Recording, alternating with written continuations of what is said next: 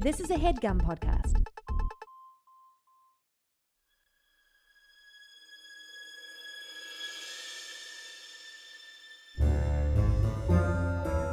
Oh, yeah. Welcome to A Funny Feeling Podcast. I'm Betsy Sidaro. And I'm Marcy Jarrow. This is a podcast where comedians tell us their paranormal experiences, and we listen to yours as well. Oh, yeah. And if you have one of these paranormal experiences that you want to share with us, please email it to us at funnyfeelingpod@gmail.com. Now get cozy. And prepare yourself to be scared silly. This is a Funny Feeling podcast.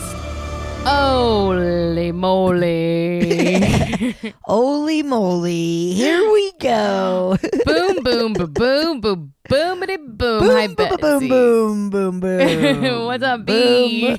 Boom. What's happening, Marcy? Oh, man, I was just trying to think of anything spooky, but the spookiest thing, and we're probably recording this a week or two ahead, but like the spookiest thing was that little nasty earthquake we had the other day. Very spooky. Very weird. A weird feeling one. I think it's because we don't often have them where the epicenter is so close to us.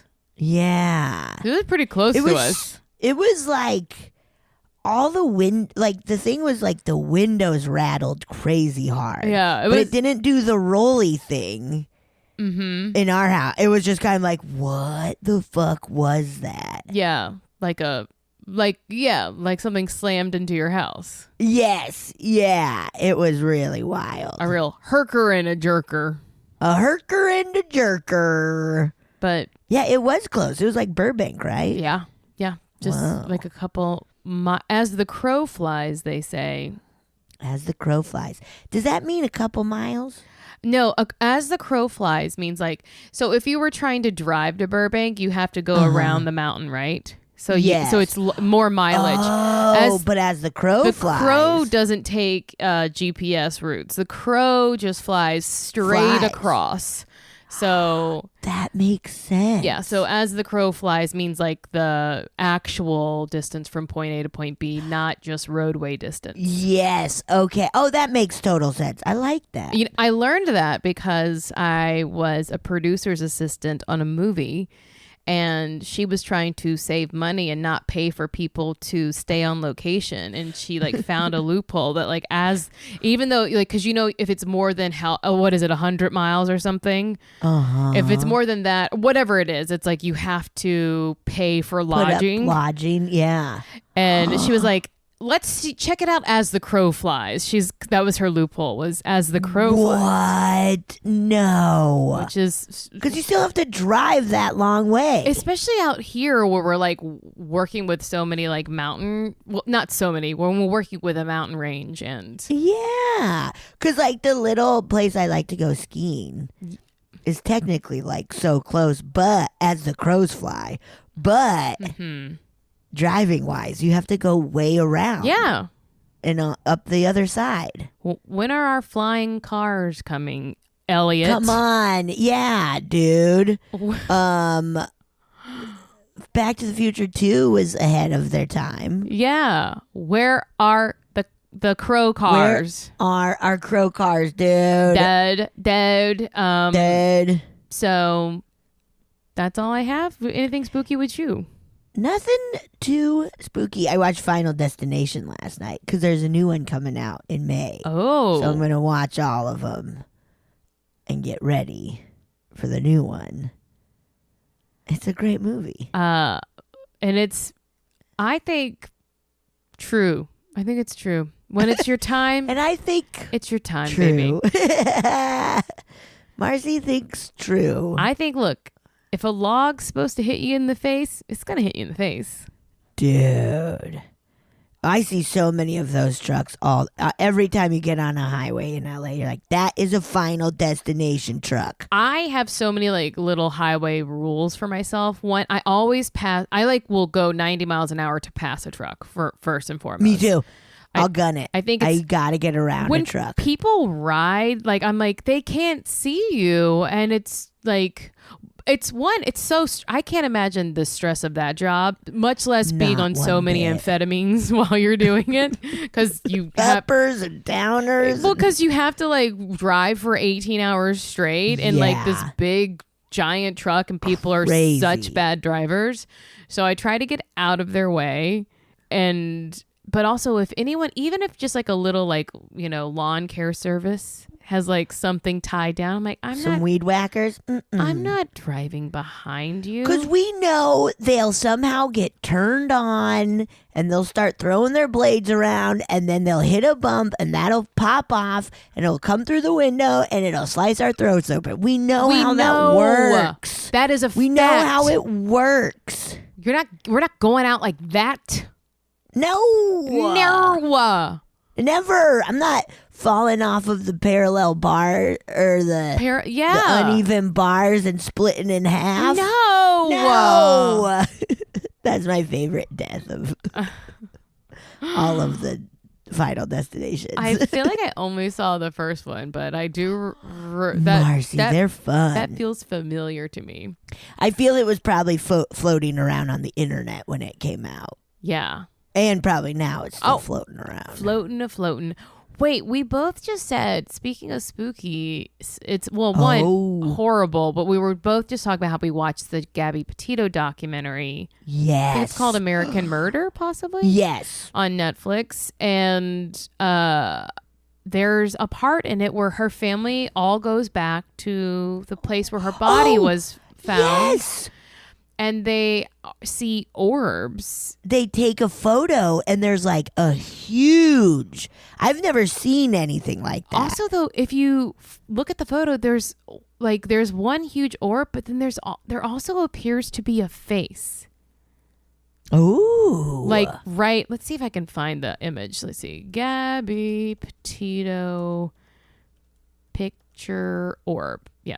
It's really easy to find. Orb. And a psychic named Lydia says that she could see a face in it. There it is.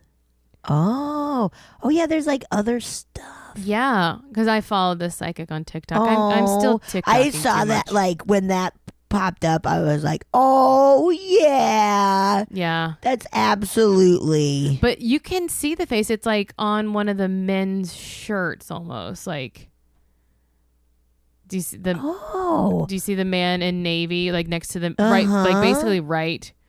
It does look like something. It does look like something's there. Yeah. Oh. Which is so nice because her family did feel, you can tell they're like happy to be there. The kids were running around like it was a very happy reunion. Yes. To go back to her final resting place. Or not final resting place, but the last place she was alive. Possibly, I don't actually know, but and like the family felt like very at peace, so it was like yeah, that was fascinating to watch. I'm like, oh, good for you all to like not let and her friends, like her good friends. Oh man, to not let someone's, and I think it's so important to not let someone's death define their entire life. Yes. Like what a true waste then, you know? Yes. Yep. And it's hard, because it's such a sad time and a rough time, but then it is like, what they've had though. She had 22 years. Not nearly enough. Not nearly. Probably less than a quarter of what she deserved, but yeah. But still interesting. Not a spooky, but a nice spooky. A nice spooky. Yeah. So I guess we have nothing else. A spooky. Honestly, can't handle it. So that's fine. Yeah, I don't know if we can handle a spooky right now. Literally cannot stand it. Should I play a listener story? Yes. I feel like, let's just say, please keep you guys have been so great in the past few months of like sending us listener stories. Yes, thank you so much. And also everyone loved Aaron, our episode last week. Aaron rules. So I guess we got to get more guests on that are we do. That are great. So we're working on it. We're working on it in the way that like we're all working on being millionaires, right? Like we're working on it, but We're also, working on it. Yeah. hey, I'm working here. Hey, we're working here. But please keep sending them to funnyfeelingpod@gmail.com. You can write them, send a little recording. Whatever you want. Obviously, we don't mind. Pick the graphs. Kick. We'll try to figure out that puzzle. Yeah. You said pictographs. I thought you said kick the grass, and I was like, I have no idea. Hey, kick the grass. Kick grass. Kick all the grass to spell out your story. Spell it out. Send it to us like a psychopath. But clearly, we are fine with pauses and ums. So don't you feel self-conscious about it. Don't you dare. We love them. We love them. We need them. We're into substance over style here at funnyfeelingpod@gmail.com. Hell yeah, brother. All right. So I'm going to play one right now. Shall we? Hello there, spooky friends. You can call me Aylish. First of all, thank you for so many hours of podcasting and entertaining in all your various mediums, pun intended. I'm a huge fan. While it's neither scary nor funny, I have a paranormal story I thought might make Betsy say, whoa. Most names have been changed to protect the family's privacy, and trigger warning for the death of a child. I met my best friend Julia in 3rd grade. Her single mom, Jan, was a neonatal ICU nurse taking care of teeny preemies in distress. One day while I was hanging out at Julia's house with her older sister Mary babysitting, Jan came home from her shift crying. A young mother had given birth to a baby boy who had so many health defects he wasn't expected to live more than a few days. The baby's mother had walked out of the hospital never to return or even name him. I've always remembered how Jan, a remarkable woman, told us not to judge because we didn't know the young woman's situation. Jan bonded with the little guy instantly and daily encouraged him to keep fighting, keep breathing, keep his little heart pumping. He was so small he could fit into the palm of one of her hands. From day 2, she started going in early for shifts, staying late, and visiting the NICU on her days off so he could hear her voice. She started calling him Luke. I think this was right after the Star Wars Empire Strikes Back had come out, and she wanted him to have a hero's name. He made it through the next few days, then weeks, and then months. In his first 3 months of life, he'd already had 3 heart surgeries. Although Jan was a single mom, she knew there were not many foster parents willing or experienced enough to take on raising a child so sick, so she knew her chances were pretty high. So after getting enthusiastic consent from the girls, she applied to become a foster parent, and after a few weeks of night classes, was told she could bring Luke home as soon as he was well enough to make the trip. The girls started visiting the NICU so he could get used to their voices through the walls of the sterile incubator. The little family had no delusions he would magically become healthy. They knew raising him would require a lot of work and a lot of heartache, but they loved him, and that was that. The surgeon's new prediction was that Luke wouldn't make it past his 1st birthday. They were able to bring him home after 8 months, and Jan officially adopted Luke on his 1st birthday. I continued to spend a lot of time at Julia's house and helped out when I could. I loved Luke like a brother. Julia spent a lot of time at my house, often for several days at a time when her mother had to go to the hospital for yet another surgery for her little brother. I tried to make sure we stayed busy at our place in the country to keep Julia's mind off things. We used to play in our woods for hours, LARPing back when it was just called playing pretend. And when we got tired, we would open the picnic my mom had made and go to our favorite spot, a small mossy hill where our gully forked into 2 small streams. The only tree on our little hill was a giant oak that had been hit by lightning years before and had a little black burnt-out hollow space in the base, just large enough for a couple of girls to crawl into and share secrets and sandwiches. Against all odds, Luke survived year after year, thrived really, considering all his hardships. He learned to smile early and was a very happy and loving child, even when you could tell he was in pain. He never spoke, but could communicate a little bit with some limited noises and gestures. I'll jump forward to high school now. Julia and I were about to graduate, and amazingly, we had just celebrated Luke's 7th birthday a few weeks before. Every birthday was a huge milestone. I went to sleep one night, and I had a dream. I was hiking out in my woods, and as I neared my favorite place, I heard humming. I walked slowly toward my tree, enjoying the sunshine breaking through the leaves as a light breeze blew. It was a perfect day. I wasn't afraid, only curious, as I came to my tree and kneeled down to look at the little boy playing inside the hollow tree on a soft bed of moss. He was rolling a little truck back and forth, something Luke had never had the manual dexterity to do. "Hey, Luke, what you doing, buddy?" I asked softly. He looked up at me and smiled. His little cleft palate scar was gone. He wasn't wearing his thick corrective glasses or hearing aids or back brace. The ever-present purple bruises under his eyes were gone. He looked beautifully healthy. Then he spoke. "Just playing for a little while before I go. Will you tell Julia and Mary and my mom that I'm okay and I love them?" And I woke. It was about 4:30 a.m. and still dark outside. I was shaking and had started to cry. I had a huge, pressing urge to call Julia immediately. This was in the days before caller ID or mobile phones, so I thought, okay, if it takes more than 3 rings before they answer, I'll just hang up real quick and I'll know they're all asleep and they won't ever know it was me. In spite of my reason trying to tell me it was just a dream and I would stupidly be waking up their whole household for no reason, I called Julia's landline. She picked up on the first ring. As she said hello, I could tell she'd been crying. "Julia, are you okay?" She recognized my voice instantly, of course. "How did you find out?" "It just happened, and we haven't told anyone yet. Mom sent me to call the emergency number at Mary's dorm and then call for the ambulance. I told her, Luke said to tell you he's okay and he loves you all." Julia immediately yelled for her mom, and as they both listened in at the phone receiver, I told them my dream.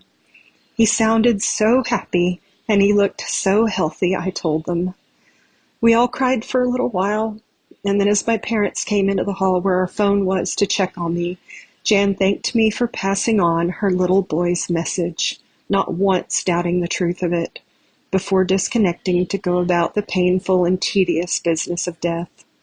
They told the story of my dream at Luke's funeral, and over the weeks and months and years they've told me often how much comfort his message gave them. We're in our 50s now, and Julia and I still talk about Luke often. That brief little life and death was so important and made us all better people than we would have been without Luke to love. I'll never know why Luke chose me to be the go-between and pass on his message.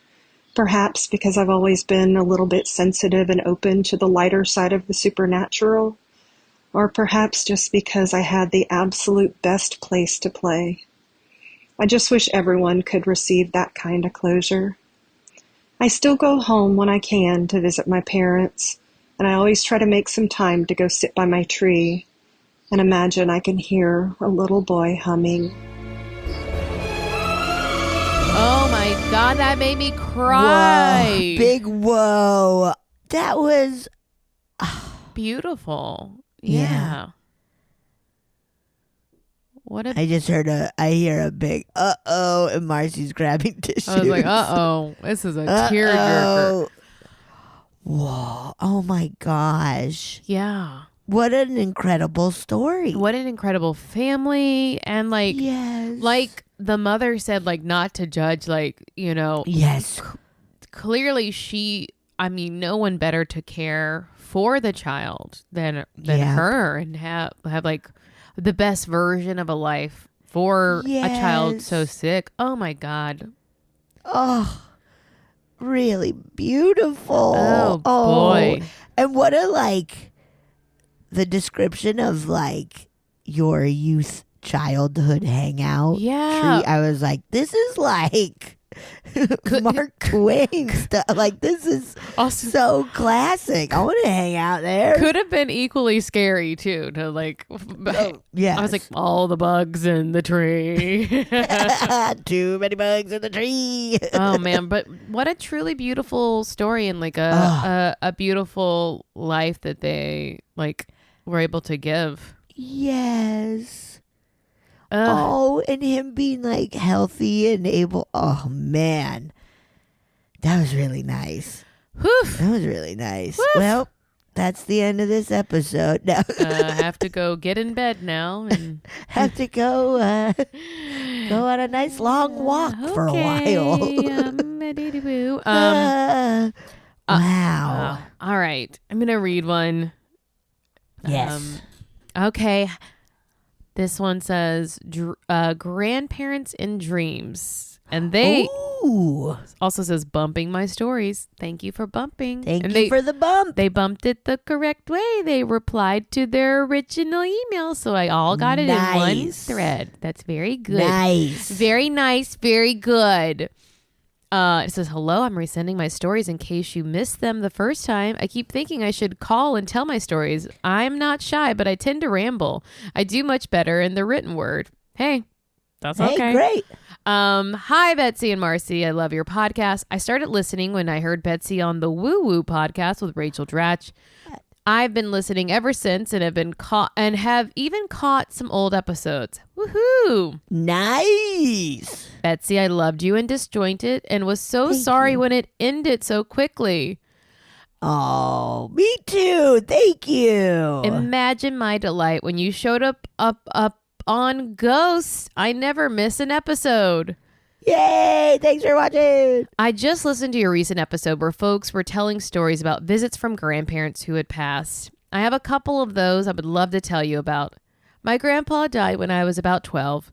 He was the first person I knew who had died, and I was overwhelmed with a creeped out feeling because I knew someone who had died. That's such a such a real feeling. Like, whoa, dude. The first realization of mortality. Yeah. Yes. Yeah. No, we don't like. It was just an adolescent obsession with death, I think. Maybe too many seances, Ouija board sessions, and trying to conjure Mary Worth in a mirror at slumber parties had something to do with it. Or maybe because I never missed an episode of Rod Serling's Night Gallery or the Friday Night Creature Features. Yes. Fun. It was the 70s when I was an adolescent. The whole day of him passing, I could not shake the creepy feeling, even though I really wanted to think about my wonderful, funny, smart grandpa and the grief my family was feeling. That night, I had a very vivid dream that I am quite sure was a visit from him. I was sitting at his feet in the family lake cabin. I don't remember his exact words, but I feel like he was telling me that death was nothing to be afraid of, that he was fine, and that he loved me. When I woke up the next day, that creeped out feeling was gone, and I was able to mourn him in what I considered a normal way. Something else happened later that I didn't witness, but that my father told me about. My grandpa's ashes were scattered in the redwood forest in California. My dad, my uncle, aunt, and my grandmother traveled into the redwoods to do that. As they drove away, there was a collective gasp in the car. My dad said, "Did you all see what I just saw?" And they all agreed that they had briefly seen Grandpa sitting on a stump in his favorite hat and jacket, smoking his pipe. Whoa. Whoa. I got chills. No. Wow. My grandmother died of lung cancer when I was in my 20s. As you probably know, lung cancer is a very painful way to die. I spent quite a bit of time in her last days with her. She was in a care center, and I hung out with her and my mother. She was often in terrible pain, and it was hard to witness. I remember distinctly my mother's distress at listening to Grandma's cries of pain. I'm not sure why she didn't get more pain meds, but maybe it was because she didn't want to be drugged up. Of course, she got meds to control the pain in her very last days, and she was sleeping peacefully while my mom and I were softly talking about plans for her funeral. It was during that quiet conversation that she passed. I felt profound and sacred to it felt profound and sacred to be there with her and my mother at that moment. Sometime before her death and her funeral, I had a series of dreams. In the first one, she was sickly and thin and curled up in a corner crying in pain. In subsequent dreams, she became stronger and healthier. I'm not sure how many dreams there were, but in the last one, she was healthy and strong. She was wearing her housecoat. Don't all grandmas wear housecoats? And slippers, and she smelled like she always did. Cigarettes, coffee, and Wrigley spearmint gum. And Yes. she hugged me. I felt that hug. I can still feel that hug. It felt like all the warm hugs my grandma ever gave me. I have thought since that maybe those first dreams were my own psyche, helping me heal the trauma of her painful death. But the last dream was most definitely a visit. Years later, I moved back to Minneapolis, where I was born. My parents grew up in St. Paul, and that's where my grandma is buried. One year, my cousin and I decided to put a wreath on her grave for the holidays. When we went to the cemetery office and got a map and directions to her grave, sorry, not when, just we went. As it is wont to do from time to time in Minnesota, it began to thunder snow. Ooh. Yeah. A thunder snow is exactly what you would think it is. Dude, wild. Giant flakes were falling and there was lightning and thunder. Whoa. Yeah, wild. Does that happen in Colorado? Like, not where I was, but like in like Denver and stuff it's happened. Isn't that weird? So weird. It's so weird. Yeah. So gothic and dramatic, right? Yeah. Oh wait, no, it has happened. My friend's dad got struck by lightning. He was a ski patroller and there was like a thunder snow storm happening and he was on top of a mountain and got struck by lightning from that. Isn't that nuts? Did he survive? Yes. Did he have survived. superpowers? Yeah, he can fly now. Oh, shit. Whoa. Let's see. We found the area where her and other relatives' graves were, but we had a hard time finding her stone. When my eyes landed on her stone, there was a giant crack of thunder. I swear to the goddess. I think it was her way of saying that it was about time that someone decorate her grave. Yes. As a quick final story, I've always felt close to my grandmothers. I'm named for both of them. Years after they had passed, I was rushing around trying to find the title for my car after it had been totaled. I was frantic about it, and the only thing I could think was to ask for help from beyond. I said out loud, Grandma Grove, Grandma Juhl, help me find my car title. I picked up a stack of papers that I'd already looked through, and out of the stack floated my car title to land at my feet. Yes. So this turned out to be longer than I thought it would be, and I have more funny feeling stories that I may share at some point. I doubt my stories will cause any sort of bowel release, but I hope you didn't shit your pants. So grateful for you both. Be well, Darcy Juhl, a granny in Minneapolis, wondering if I need to procure my own house coat or if it will be bestowed upon me at some point. And let me tell you, there's a follow-up. So the follow-up from their bump was, anyway, as a side note, I did buy myself a granny house coat. Perhaps I will insert myself into my grandkids' dreams wearing it after I shake off my mortal coil. Darcy Juhl. Yes. Cool. Wow. Cool. Yeah. I like the moment of Darcy saying that it was like a profound and sacred moment watching or being with her grandma who passed. Yeah. And it's like the moment someone's born. Yeah. Yeah, it's like, the transition. It's such a and like it's such a nice, cool, positive way to think of it. Yeah. Of like, oh, this is like kind of a really special moment. Yeah, instead of just like only thinking it as sad. Yeah. I like that. Me too. I like that Darcy's grandmas were like a big part of her life during and after, like helping out and stuff. Darcy, send more. Send more more stories. And also seeing her grandfather the whole car, seeing her grandfather sitting on a stump. That's awesome. Yeah. That is really cool. Wow. Wow. I want more. I mean, this stuff is happening all the time. I want more of it to happen. It's nice. Yeah.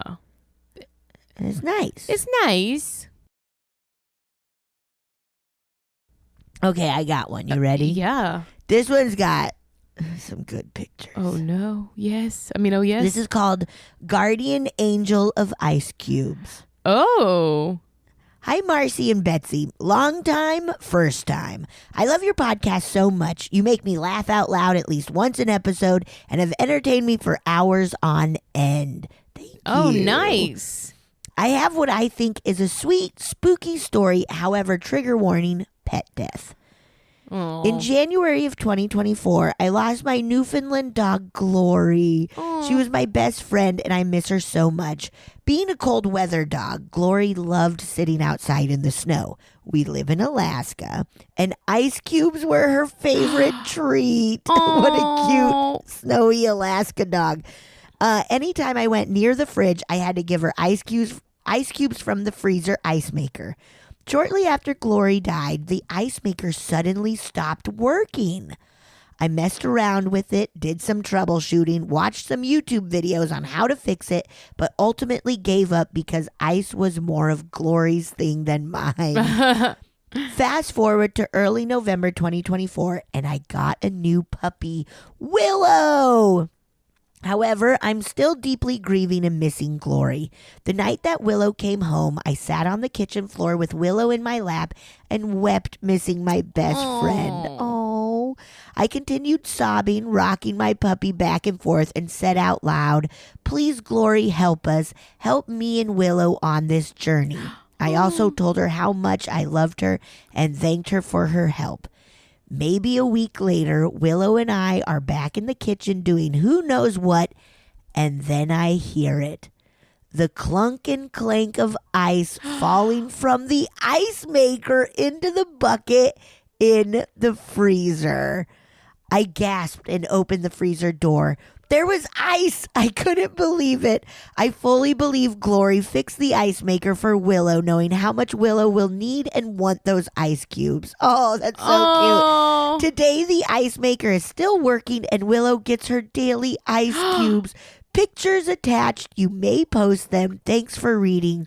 Side note, Willow is named after the Buffy character. Whoa. Claire, I was just watching Buffy last night. Look at Willow and look at Glory.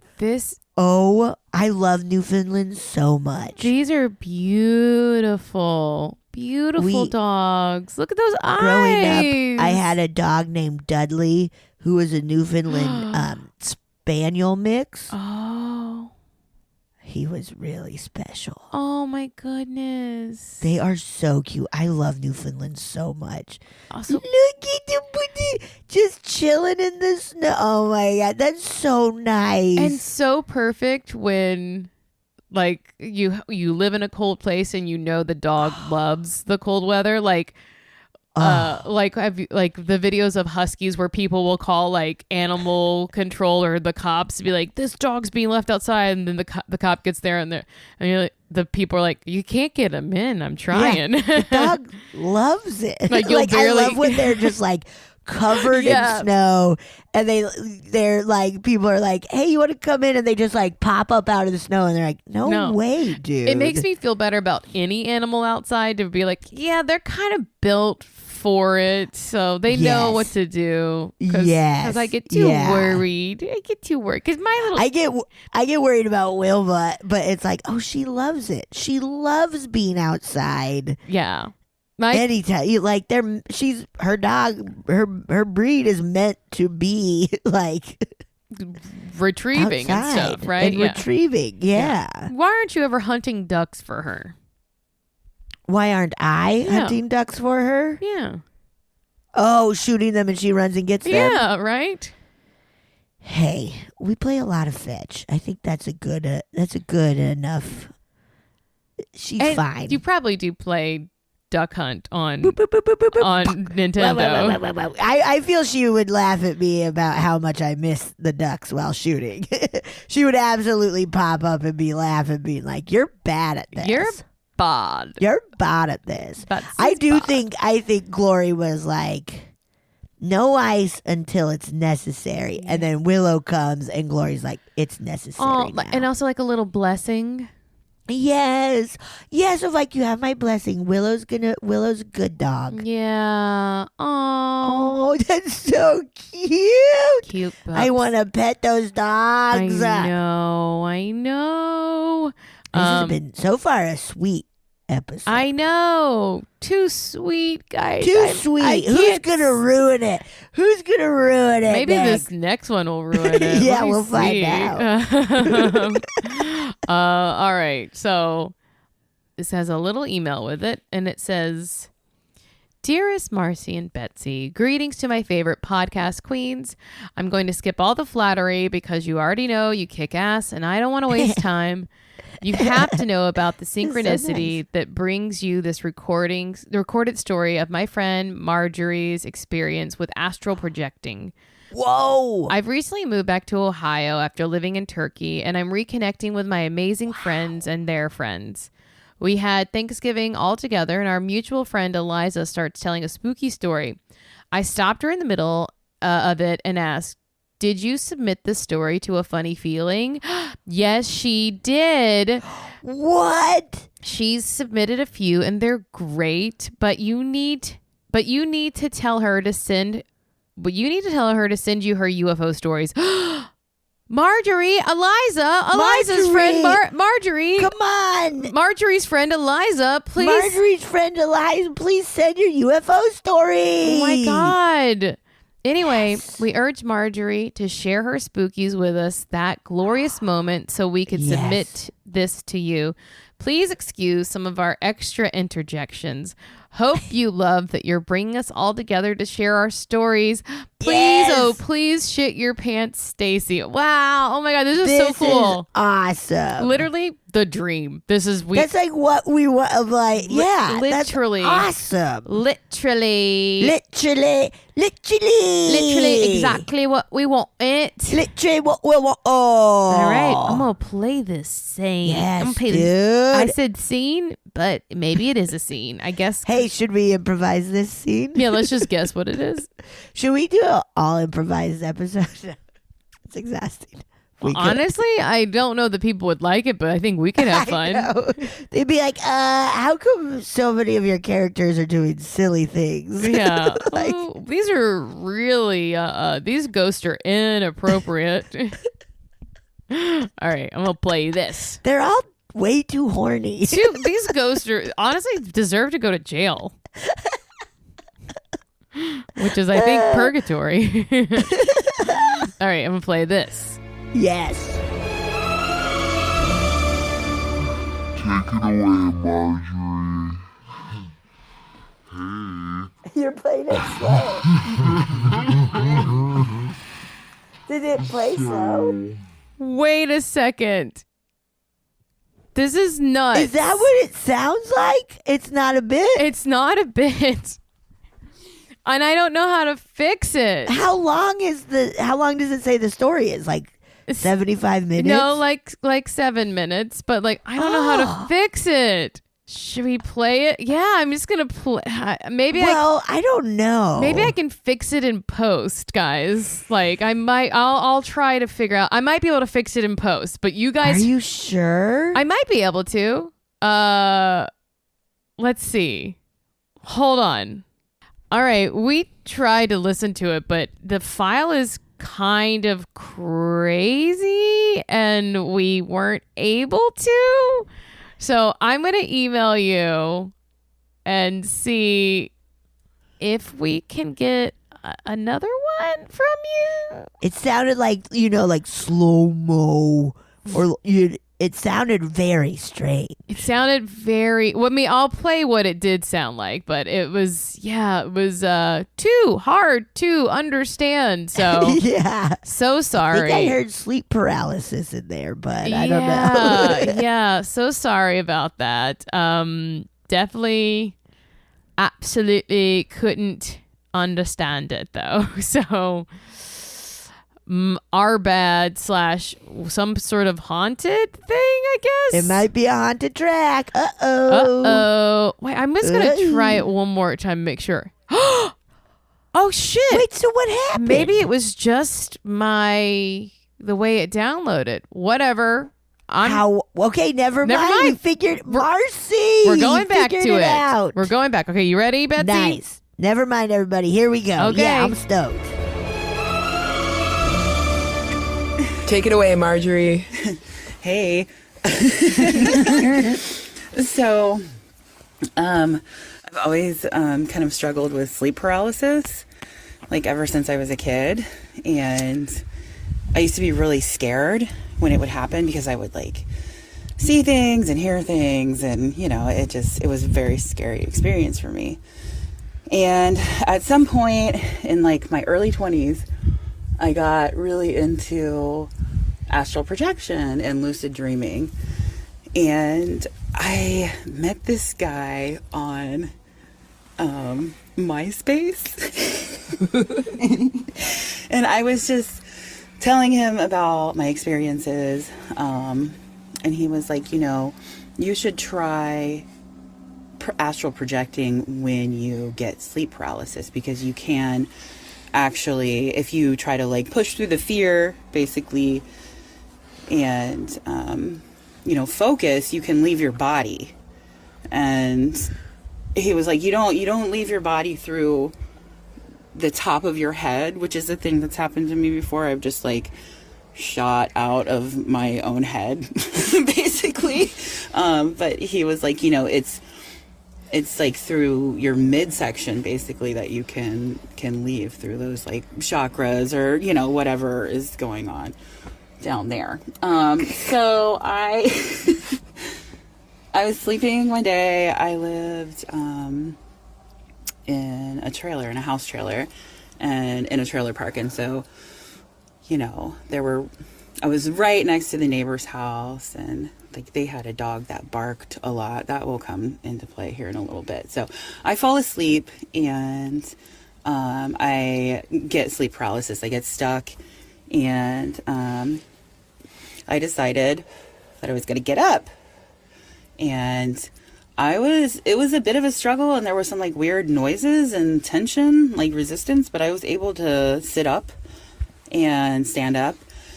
And I turned around and I saw myself laying in the bed, and So creepy. Yeah, it was a lot. So creepy. You know, and at this point I'm like, am I dreaming? You know, what's actually going on here? And so one of the things that this guy had said to me was, you know, if you're able to do this, if you're able to leave your body, you should go and you should look in the mirror. I first went into the living room, and there was like a really, really bright light that was coming through the window. It was like the brightest light I've ever seen in my life. And like in that moment, I was like aware of the fact that I was not in time anymore. I was out of time, and I was like in another dimension. It was weird. I don't know how to describe the light, but it was like super, super intense. And I started to like freak out a little bit, and was headed back to the bedroom, and I went into the bathroom, and I looked at myself in the mirror, and the image that I saw was like my face, but it was different. I was like gaunt and kind of like elongated, my features were, and my hair was short and blonde. It was still the same texture, but it was blonde for some reason. And I didn't have, my eyes were completely black. Oh no. Is that where black-eyed kids come from? No. And so, yeah, so at that point, I was like, oh, that's weird. I looked kind of alien. And I started to panic. I started to get scared at that point. I started to like really feel the fear, you know. And I was like, okay, I'm going to go get back in my body. And so I go back into the bedroom, and I just lay down in like where my body is in the bed. And I'm like, okay, you know, I'm ready to wake up now, you know, like whatever. And I could not get back in my body. And I was like really pretty freaked out. And I turned my head and looked over, and my bed was pushed up and like against the wall in the corner. And in the corner of my bed was this like alien.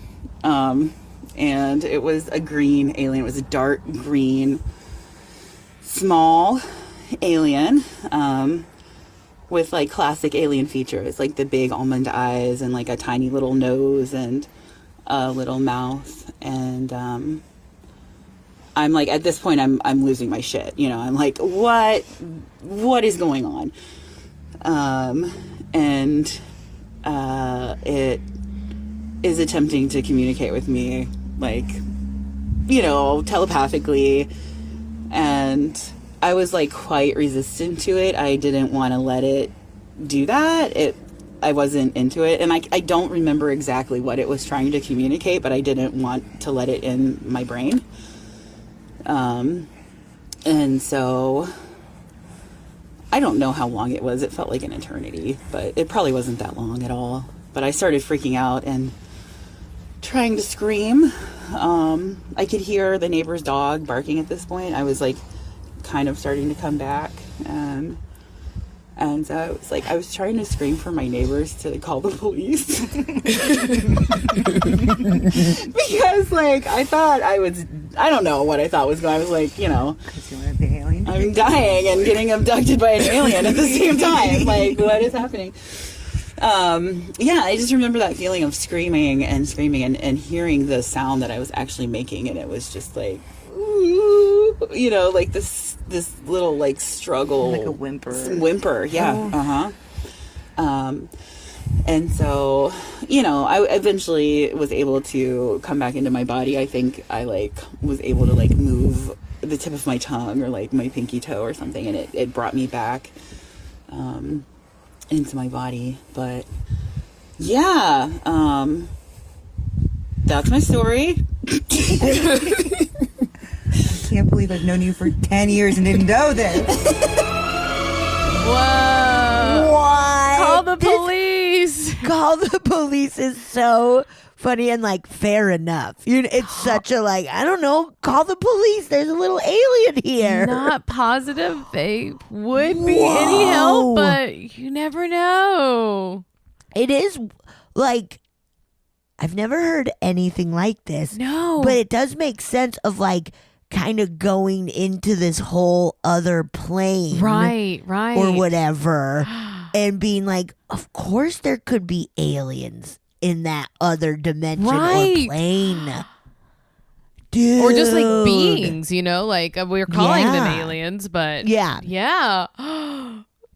That's so and we, you know, there have been a couple of stories where it does feel that we've heard of like sleep paralysis kind of being like, was it alien? Like, what was it? Where it's like, yeah, maybe sometimes they need our minds to be there to be like, okay, we'll come look at you. Ew. Don't need my mind. Don't look at a mirror when you're astral projecting. I don't wanna. Also, I don't wanna have an out of body experience. I don't even like too seeing funky for me. I don't even like seeing pictures of myself. I know. I don't like having to take a shower. I don't like looking at my naked body in the. You seen that picture of that like kind of fat cat who's naked, sitting weird? Have you seen that picture? Kind of fat cat who's naked, sitting weird. Like a hairless cat who's sitting all weird. I mean, I've seen a little fat chicken cat sitting. Then you've seen it. Maybe I don't know which one you're talking about. I've seen my friend's hairless cats. Oh, that's probably not it. That's then. probably not it. Maybe. But if that's kind of my body. That's kind of my body. Sitting funny. Oh my! Are you sending it to me, or are you? I'm looking. looking. Kind of fat cat sitting weird. Is that what you're googling? Fat hairless cat sitting down. You'll get the vibe. Fat hairless. Yeah, this is sitting down. Okay, this is Betsy's nude body. There's one on. Oh yeah. There's one on Pinterest. Yeah, I see her. She got her little noonies out. That's perfect, though. That's beautiful. That's good. Wow, that was a wild story. Truly, I'm so glad that we figured out how to get a file too. to work. That was awesome. Wait, do you think that entity thing was fucking with our Dude, equipment? I think so. Oh no. It's in my computer I now. think so. It's in my computer now. Dang, it's like, don't tell our story. This is just for Don't tell us. Don't spread the word about us. We're not ready yet. Can't you keep anything to yourself? Come on. Nope. It's 2025. No, we can't. No more secrets. No more secrets, little alien dudes. Yeah, we're not keeping you. We're not protecting you, little alien dorks. Speaking of aliens, I have a What? UFO story. What? Do you want me to read it to you? Yeah. Okay. This is called My UFO from the Ocean story. Oh, the ocean's creepy and there's shit going on. Hello. I saw a UFO, or something unexplainable, come out of the ocean on a vacation in Oregon.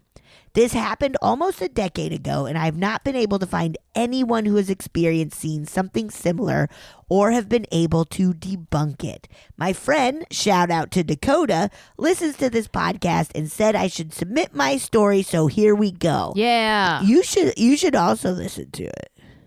What do you mean? The person writing. Oh, yeah. You should also give it a shot. I think you'd like I it. think you might like it. I think you might like it. Anyways, my parents and I were staying at a hotel on the coast of Oregon. This hotel sits on a cliffside right next to the ocean. Cool.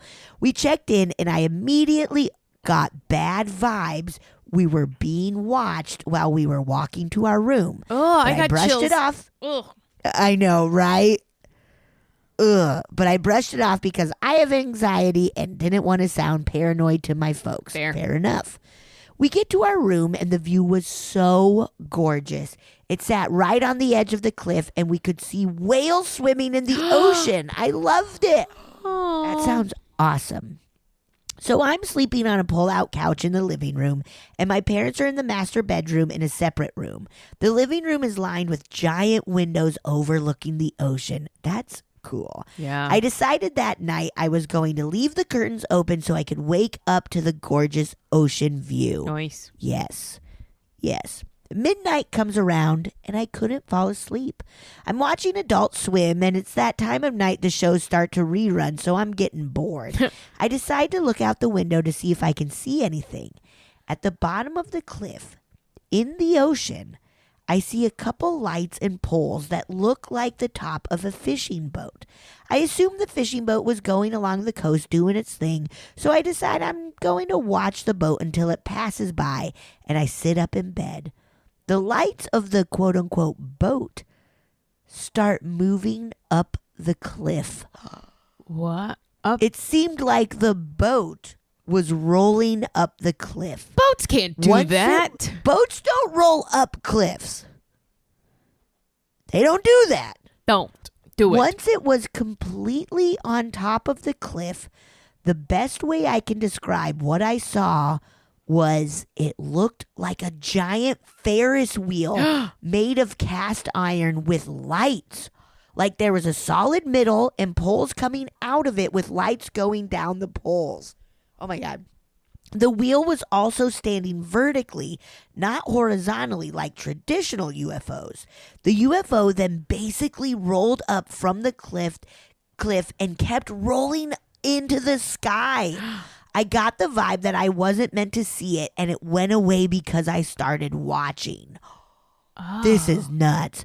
I sprung out of bed and shut all the curtains in the room. Then I curled up into the fetal position in my bed, muttering, what the fuck? Because what the fuck did I just see?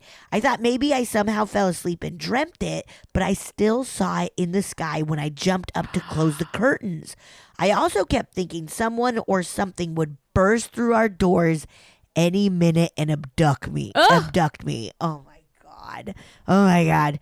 My parents then walk into my room and asked what's going on, and I immediately think, fuck, this is real. So I tell them my story, completely embarrassed because I don't think they would believe me.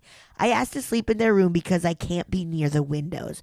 I don't think either of my folks believe me, so I felt like I was crazy. Luckily, nothing else happened that night, and we only had to spend one night in that hotel room. I couldn't wait to get out of there after thinking I would be abducted all night. Yeah. Oh, My mom ends up telling me while we're leaving that she's felt weird vibes about this place since we got here and is glad we're leaving. She tells me she feels like we've been watched since we got here. She said this before she knew I felt the same way since we got there too.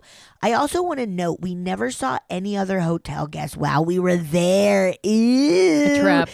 This was in the summer, so you think people would be traveling, and we barely had cell service because it was so isolated. So the place definitely had creepy vibes even before seeing a potential UFO. I found a picture on Reddit of an alleged UFO that looks the closest to what I saw that I'll insert below. What I saw had more poles coming out of it, but this is pretty close. I'd love to hear what you think, or if anyone has seen anything similar. Thank you, Maddie. Whoa. Ooh, I'm looking at this picture. Yeah.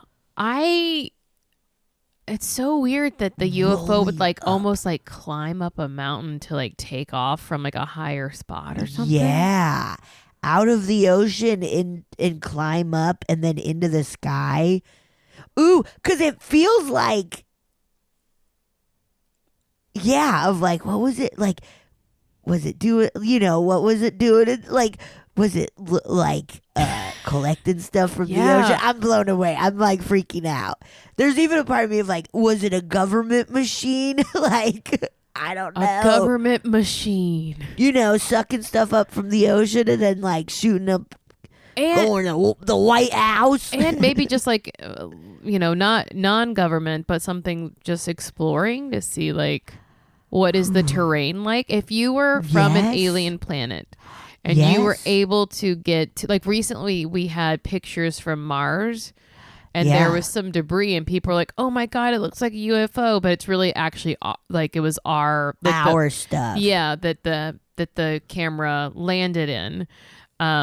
So this could be the type of whatever apparatus they send out to see what the terrain is, so that it's both can travel in water and on land. Yes, because we got those rovers that can go in water and in land. But this could be someone else's, is what I'm saying. Or it could be testing too to see. But like, such a weird. It feels too crawling up a mountain. Yeah, no. we don't do that. We don't. We only as humans do we like to do that. I have a friend who had a government contract where they were trying to build a robot to climb up stuff. Funny. Apparently very hard to make robots climb. Funny. I've seen like videos of like robots trying to walk down a hill and stuff, and it's funny. Look, they're having a hard, let's just say this. Well, worry about AI, because I believe he might have worked on it for 20 years. Like, literally. Funny. Like, I will get more worried about AI when the robots can walk up and down hills. Yeah. And carry things. That was the big thing. It was like very hard to get them to carry stuff. Great. Yeah. Let's make it tougher. Make it harder. Make it bigger hills. Bigger hills, please. I don't like that. That's spooky. Also, that you just had the sense that it was there. Yuck. Yes, and that as soon as you got there, something was watching where it's like, okay, something is happening in this area. Something's going on. Something's going on. Creepy, dude. Creepy. All right, I'm going to do one last one. Yes. And the cats are fighting. Okay, so this one says, the gourd is on the fucking floor and other oddities. Okay. Ew. Hello. I was so excited and honored to hear Betsy read my first story submission last month, so here are some more. Nice. It was on an early sunny October morning just outside of Buffalo, New York, and I was still waking up and getting ready for the day. A loud crash and bang erupt from outside the bedroom, and for a moment I'm thinking, what the hell? As I cautiously get up and walk into the kitchen, around the island set in the center of the room, there, lying on the floor, was a squash I had propped up on the counter days before. You're telling me this squash fell over and rolled a straight line and crashed to the floor by itself? I stood frozen, leaning against the adjacent counter for about 15 minutes, not sure what to think or do. When I finally gained the courage to pick up the squash off the floor, I made sure to secure it behind other items in the far back corner of the countertop. Nothing more occurred, so I tried to move on with my day. I'm still freaked out. I've tried to rationalize and recreate what happened to no avail. This is not an isolated incident. Read on for more if you haven't yet shit your pants. Whoa. Keep going. After first moving into our house, there were times when the doorbell would ring, and when I would get to the window to take a peek to see who was there, no people, no packages. After this happened a few times, I said, please don't do that anymore. And that ended that. On to the next. This may sound odd, but I do not like sleeping with my feet sticking out from under the covers. Not odd at all. Alligators will bite off your toes. I understand. No way. You get hot. You got to air out your little toes. No, an alligator can bite your toes off, and everyone knows that. An alligator. An alligator. That's so Louisiana. That lives under your bed will bite off your toes, Betsy. No, but then you get so hot. You need to air out your feet and legs. I'm so sorry. It's air out at your own risk. Done. The one time I did, I'd been sleeping on my back, bare feet exposed, most like a cartoon, honestly. Yeah. Phew, Honk shoe, dude. most likely because I was too warm. I woke up to feeling an airy swipe from ankle to toe on both feet simultaneously. No likey. I mentioned this to my husband and he said, don't tell me that. LOL. Suffice it to say, I do not sleep with my feet out from under the covers, no matter what. My best guess is that this was my mom's father because when we were little kids, he would try to tickle our feet, which always made us shriek and laugh. But about childhood, read on. I would sleepwalk as a young child and usually end up standing next to my parents' bed in the middle of the night. Terrifying. Oh my God, that's so scary. Reason to never have children. I know. Reason number 473. Never have kids. No, it will scare you. As I grew up, I had other experiences. I shared a bedroom with my younger sister, and one night I sat up in bed and said out loud something to the effect of, the devil isn't down here, and laid back down. Oh my God. I also once said, it's not ice cream time yet. Haha. So many more stories to tell you. I hope you enjoyed it. So until next time, see. Whoa. Wow. See. Funny. What was going on with little C? Yeah. And with C's feet? The yeah, gourd? that's nasty. Now I understand. If that happens to me, my feet are never going. I'll be sweating. My feet will never leave the covers. Yeah. Ugh. Whoa. Just something touching your tootsies. Gross. I don't want it to be a human hand, let alone I don't want anybody touching my feet. No tootsie touch. No Tootsie Touch. None. We don't want that. Oh boy. And then the gourd, it's funny because gourds are shaped weird, right? We all know that. Classic gourd. Yeah. Shaped weird. Shaped weird. So yeah, how did it fall off? Yeah, what the fuck? What happened? What? Especially that it was sitting there for a while. Yeah. Nasty. Weird. Nasty. Weird. Guys, please keep sending us your weird little stories. Oh, they're so good. They're so good. We love them. Yes, we do. Yeah. Yeah. Send it to us, funnyfeelingpod@gmail.com. Yeah. So we can keep having more spooky times. Yeah. Okay. Goodbye. Bye. Oh, yeah. Thank you so much for listening to A Funny Feeling. If you have a paranormal experience that you would like to share, please send us a voice memo, or you can email us just a letter at funnyfeelingpod@gmail.com. I'm Marcy. I'm Betsy, and don't shit your pants!